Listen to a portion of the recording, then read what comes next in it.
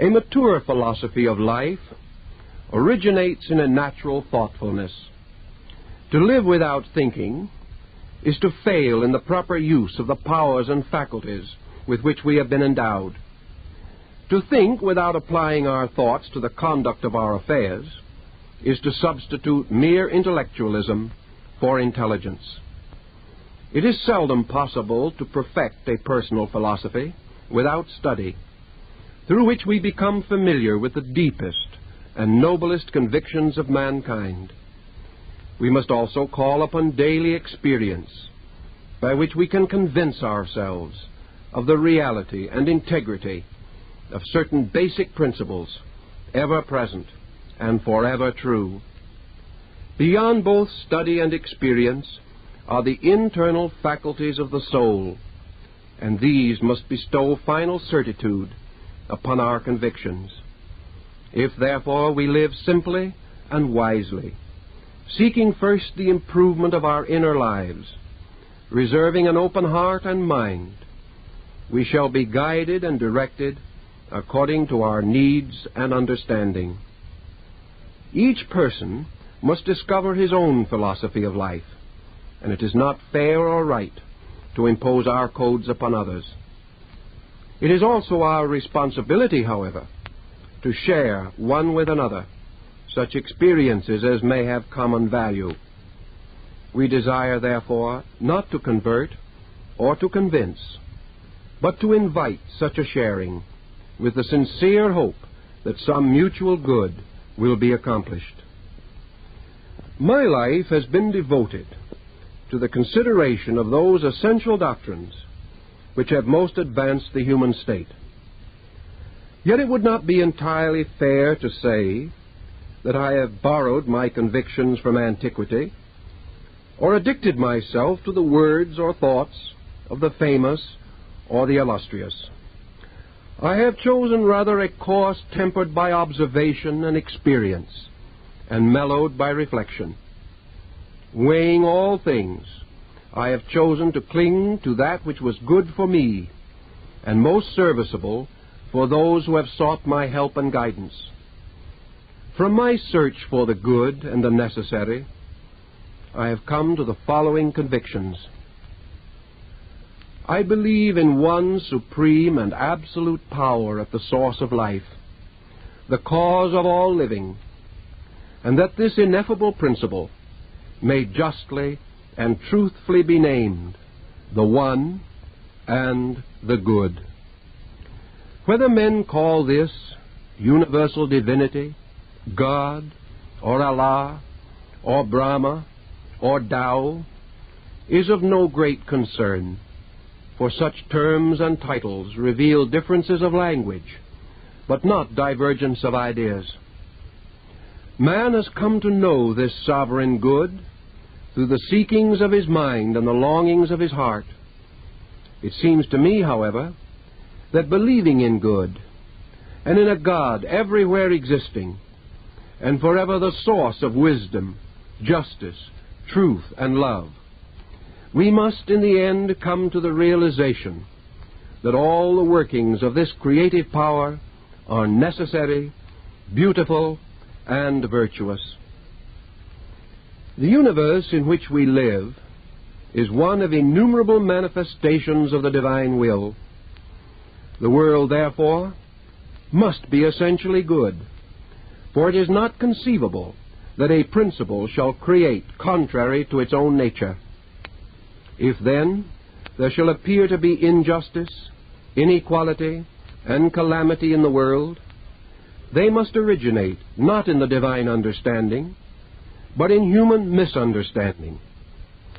If it is not given to us to know all things and to solve all mysteries, we must seek through faith, hope, and charity for the beautiful and the good. The will of the eternal power is revealed to us through the laws governing the formation, generation, growth, unfoldment, and improvement of created things. Through reflection, we may experience the realities of these laws and discover them to be both wise and kind, We venerate eternal principles through obedience and through a cheerful acceptance of the lessons of daily living. The end of all learning, the fruits of all labors and endeavors, and the consummation of the deepest and most devout instincts and intuitions of our souls are that we shall come to honor and obey the rules of the vast plan of which we are the conscious and separate parts. All arts, sciences, philosophies, religions, crafts, and trades can enrich our inward lives to the degree that we realize that through them the sovereign laws of existence are variously revealed and manifested for our advancement and enlightenment. I believe that human consciousness is a being separate from the body which it inhabits, and that this consciousness existed prior to embodiment and will survive the dissolution of its physical form. I am convinced of this not only by the authority of religion and philosophy, but also by a natural sense within myself. This belief is reasonably sustained by the circumstances of living. It is difficult to rationally maintain that man is born, suffers, and dies without reason or purpose, nor is it conceivable that experience, knowledge, and understanding, which are obviously and undeniably the richer fruits of living, should cease and be utterly dissolved by the phenomenon of death. Neither can I accept the doctrine of an eternal judgment with everlasting rewards and punishments, meted out at the end of one frail and imperfect span of years in this world. In the economy of nature and in the benevolence of an abiding providence, all creatures possessing within them the life of the Creator must have an eternal continuance of themselves or in universal being. Life as we know it must therefore be an episode in a larger existence. For this and other reasons, I believe in the doctrine of rebirth as a pattern of life most honorable for man, most suitable to things known and seen, and best calculated to reveal the eternal goodness of the sovereign being. I am willing to accept the challenge of growth, to believe that I have lived before and will live again. My present state is the sum of my previous existences, and I am endowed with the powers and potentials of improvement by which I may advance my destiny according to my deserts and merits. I seek neither to be forgiven for my mistakes nor applauded for my attainments, but take my refuge in a law of eternal good which gives me the right to work out my salvation with diligence. I do not believe in a principle of evil, for I cannot reconcile such a doctrine with the eternal good which rules the universe with an absolute power. Yet I must explain, to the satisfaction of my own conscience, those appearances of evil which surround me. By experience and observation, I have satisfied myself that evil is another name for ignorance. Through ignorance, man becomes selfish, critical, and destructive. And from these abuses and misuses of his divine and natural resources, he causes corruption and discord in the way of life which he has fashioned. When man violates natural law or disobeys the code of his own kind, he brings upon himself certain retributions which appear to him to be unreasonable punishment. In the broad pattern of mortal existence, discord reveals the need for concord, selfishness, the need for unselfishness, cruelty, the need for kindness, and ignorance, the need for the tireless search after truth and beauty. Thus what we call evil is a servant of good, for it causes us in the end to depart from error and cling to reality. I believe in the inalienable right of every man and woman to worship his God and to seek truth according to the instincts and inclinations of his own heart and mind. Careful study has convinced me that all the great religions of the world, past and present, teach the same essential code of conduct.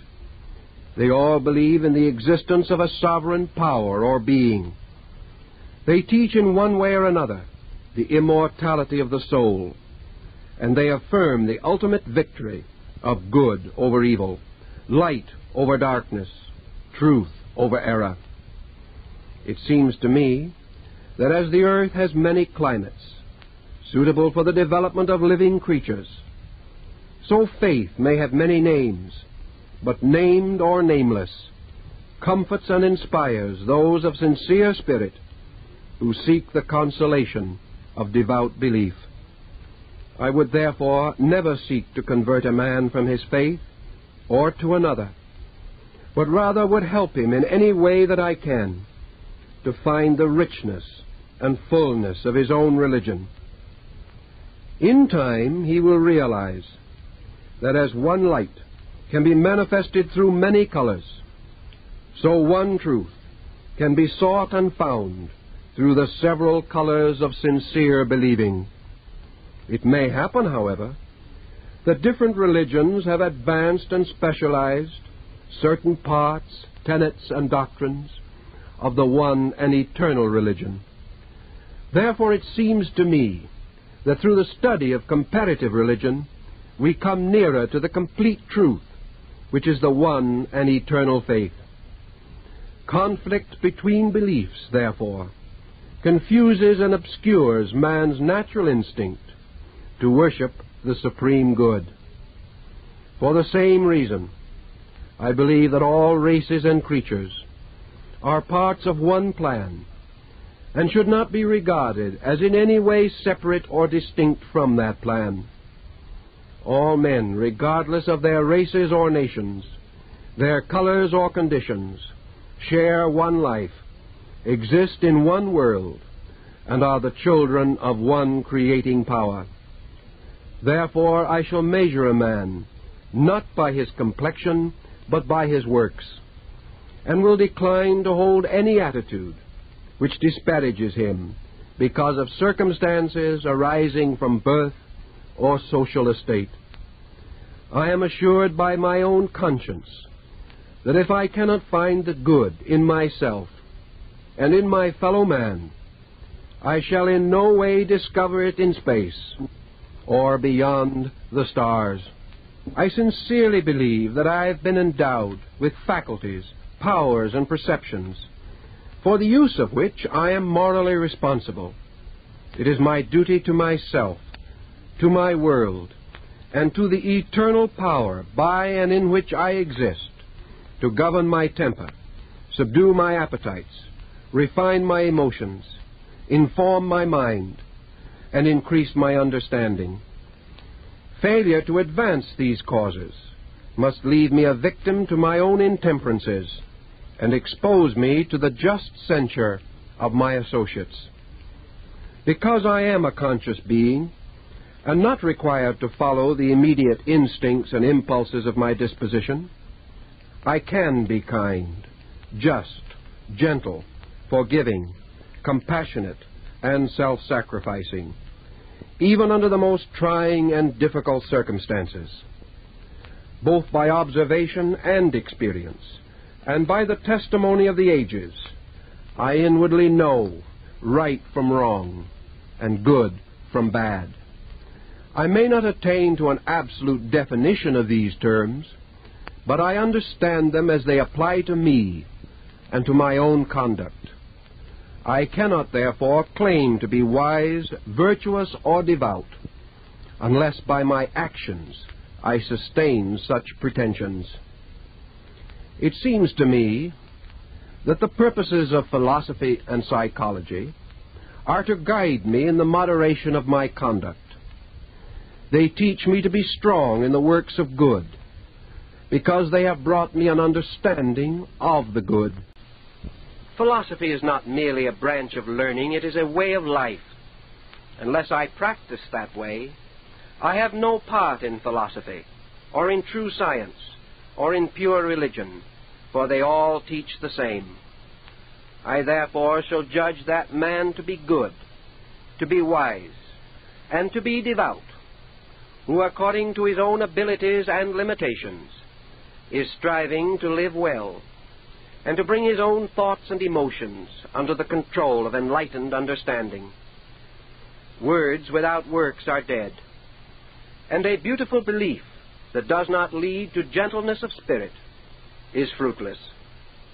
It may well be that we shall all fall short, but we shall count that man a hero who does his best, for we know that his sincere effort will be rewarded with greater insight. I believe it to be right and proper to venerate the good, as it is revealed through those who have served it lovingly and well. Therefore I respect and admire the great philosophers, spiritual leaders, sages and saints who have gone before. I do not worship them, nor do I desire to copy any one of them, for I believe that each has his own destiny, which must be unfolded and perfected. If we should respect our parents, who are the sources of our being, should we not also respect the wise, who are the sources of our well-being? I am therefore grateful that good men and women have lived, and I gladly bestow upon them the recognition and appreciation which were denied to most of them while they lived. I believe that we may outgrow our teacher, but never our duty to remember him with gratitude. I find a great consolation in the realization that these good and great leaders were mortals like ourselves, with shortcomings like our own. For by these facts and signs, I realize that it is possible for an imperfect man to be so dedicated to truth that he may serve others and contribute to the dissemination of eternal realities. I believe that it is just and proper that we should take full advantage of all new discoveries in every branch of learning. I cannot condemn science or education or modern philosophy because of their shortcomings. I know that they must be served by imperfect mortals who, like myself, are seeking to grow and to explore the mysteries of life, time, and space. I feel it to be unwise to criticize or condemn, lest I cause others to copy my attitudes or to feel that they are justified in agreeing with me. I have learned from experience that constructive words, kindly appreciation, and a full recognition of good intentions contribute more to the growth of others than fault-finding and disparagement. I am inclined, therefore, to be silent if I cannot commend. A good life must have communion with the inner parts of itself. It is right and proper that we should cultivate quietude and set aside some part of our time to gentle reflection. I believe that the eternal being within us makes known its purposes most immediately and fully through the peaceful heart and the quiet mind. It is therefore of the greatest utility to experience the presence of the eternal good as a benediction upon the spirit, inclining us naturally to peace of soul. There can be no peace without faith, for through faith alone do we discover the truth and reality of peace. I believe that the philosopher should be a law-abiding citizen, should keep the statutes of the nation and community in which he lives, and if he be unable to so accept and acknowledge, he should depart to some other region more suitable to his inclinations. Advancement in learning causes us to wonder about the goodness of things and to appreciate growth and progress. This does not mean, however, that we are unmindful of faults and failings. It is better to be inspired to correct a condition than to allow ourselves to become mere critics. As we cultivate integrity in ourselves, we strengthen and enrich society, thus gradually making possible all reasonable reforms. I have observed that those of cheerful disposition, well disposed toward others, naturally slow to anger and quick to forgive, tolerant and inclined to cultivate peace and concord, are most likely to enjoy good health. Happiness and security must be earned by conduct, and are reserved for those who merit such rewards. Thus it seems that the laws of the universe assert themselves and make known the divine plan for man. Moderation is a virtue, for both abstinence and indulgence are extremes, and nature requires a middle course. I believe that possession is a conceit of the human mind. We are not here to exercise ownership, but to accept a certain stewardship. We cannot possess other persons without injuring them, and even more afflicting ourselves. To have more than we need is a burden to the soul, and a constant temptation to excess and extravagance. Those with many worldly goods have slight time or incentive for the cultivation of character.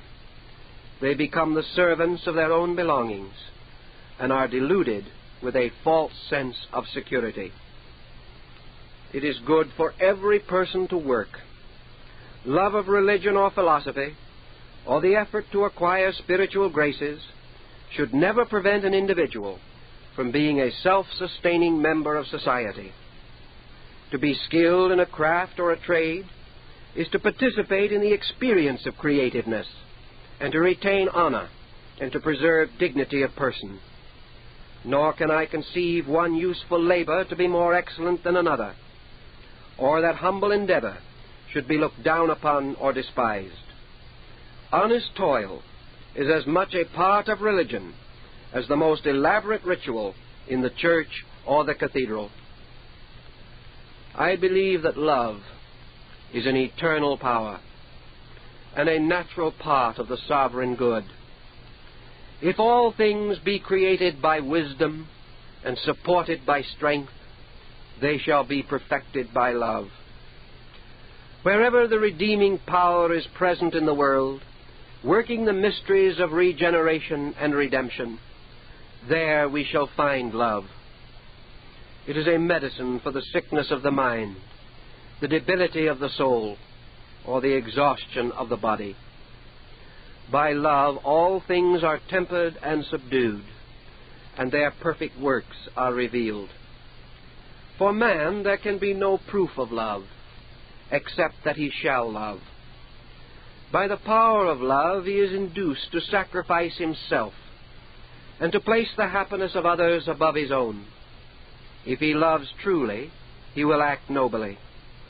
He will find no excuse for unkindness or discord, but will forgive his enemy and sustain his friend. There can be no peace in this world, no tranquility within man, no sharing in the grace of the eternal, without love. By it, wisdom shall be made alive. Knowledge shall be used for the common good. Science will become the servant of progress, and religion will end its doctrine of fear. Love is not to be declared or uttered or spoken, but shall be revealed by deeds. By it we are moved to do those things which bring joy to those we care for. True love can never be selfish or self-seeking, but gives of itself utterly and completely. I have further observed that it is most difficult to apply wisdom to simple things. It is easier to explain the universe than to understand the conduct of a friend. It is easier to plan a reformation of society than to build a good home or bring laughter to the eyes of the sorrowful.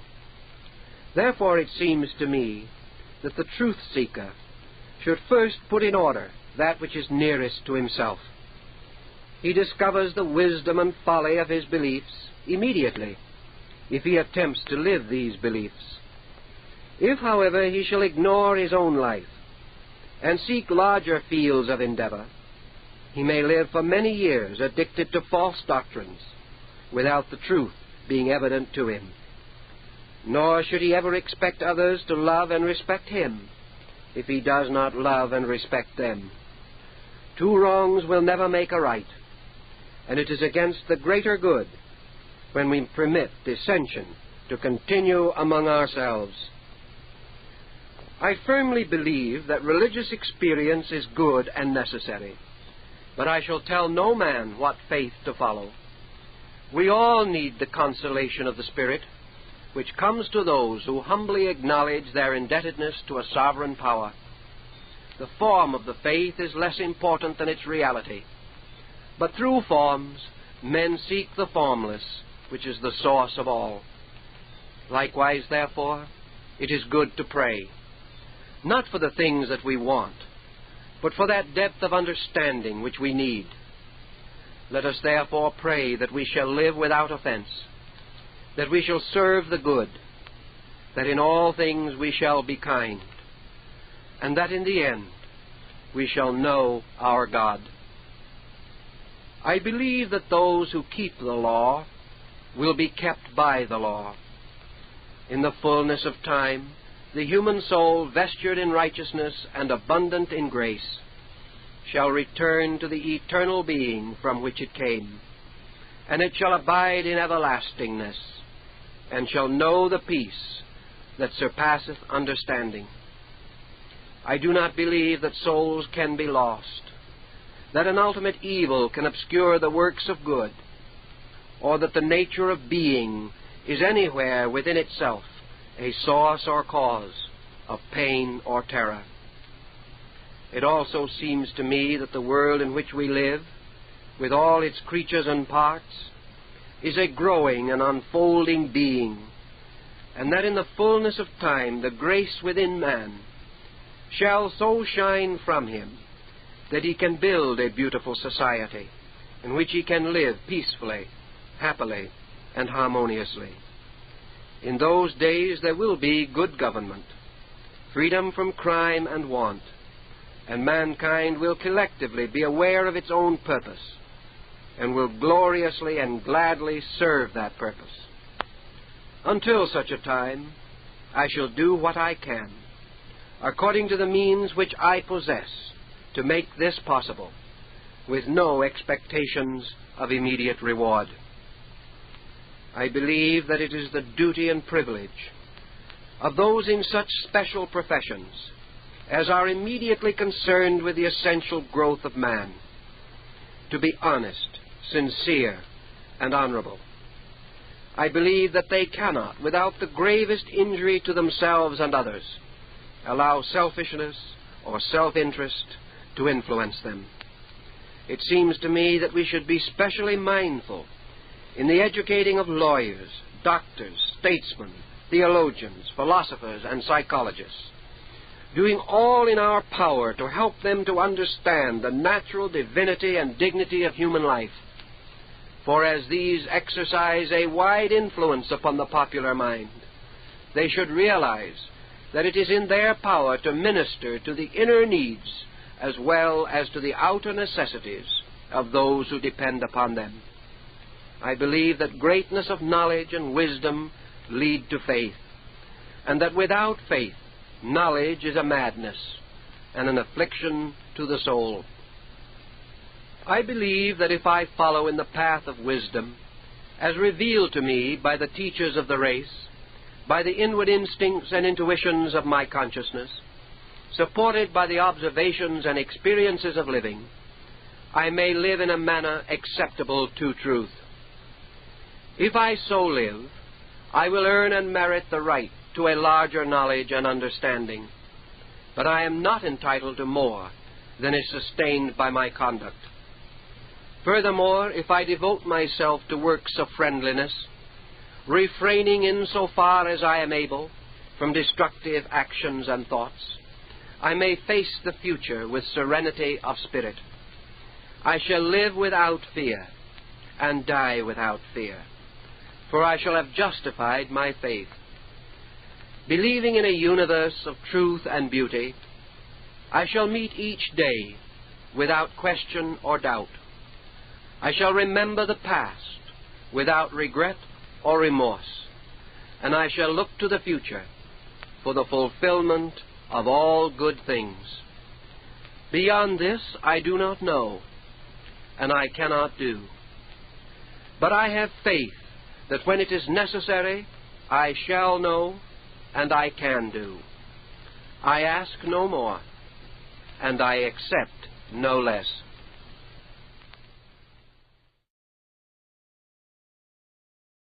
Present and forever true.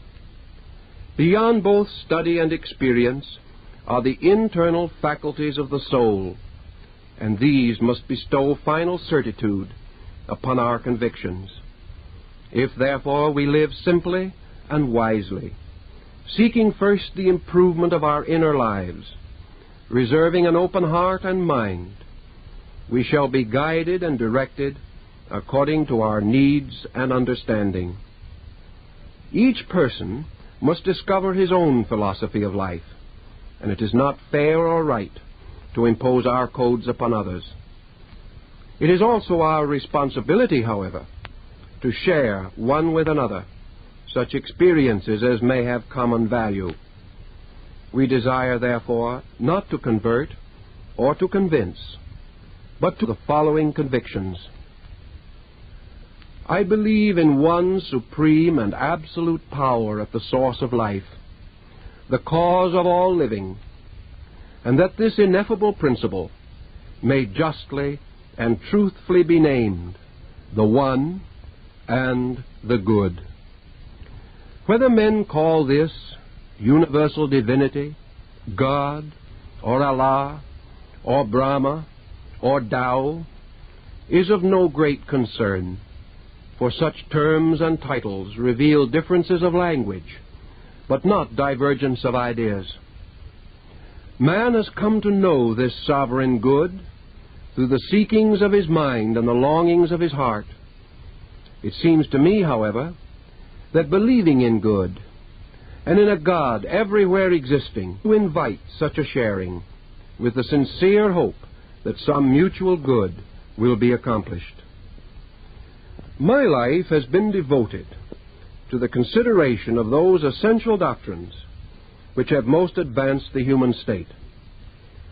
Yet it would not be entirely fair to say that I have borrowed my convictions from antiquity or addicted myself to the words or thoughts of the famous or the illustrious. I have chosen rather a course tempered by observation and experience, and mellowed by reflection. Weighing all things, I have chosen to cling to that which was good for me, and most serviceable for those who have sought my help and guidance. From my search for the good and the necessary, I have come to, and forever the source of wisdom, justice, truth, and love. We must in the end come to the realization that all the workings of this creative power are necessary, beautiful, and virtuous. The universe in which we live is one of innumerable manifestations of the divine will. The world, therefore, must be essentially good, for it is not conceivable that a principle shall create contrary to its own nature. If then there shall appear to be injustice, inequality, and calamity in the world, they must originate not in the divine understanding, but in human misunderstanding. If it is not given to us to know all things, and to